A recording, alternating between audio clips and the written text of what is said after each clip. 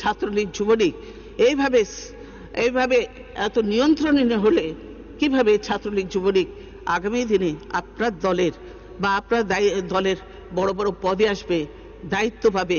এদের দিয়ে কোনো ভালো কাজ তো আপনারা পাবেন না, বরং দেশের আরো ক্ষতি হবে, দলের আরো ক্ষতি হবে, দলের ইমেজ নষ্ট হবে।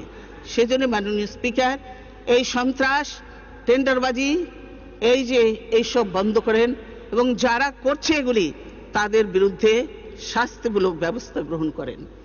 মাননীয় স্পিকার, আজকে বলতে দুঃখ হয় যে এখানে দেশে আইন আমরা সকলেই বলি যে আইন সকলের জন্য সমান, কিন্তু সেটা কতটুকু সত্য মাননীয় স্পিকার?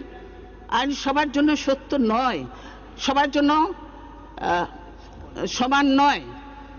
কারণ যে সরকারি দলের জন্য একরকম আইন, বিরোধী দল বা অন্যান্য জনগণের জন্য আরেক রকম আইন।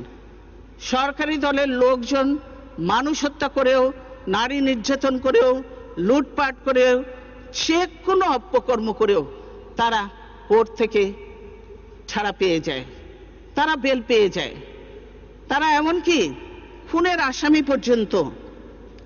আসামি পর্যন্ত তারা মুক্তি পেয়ে যায়।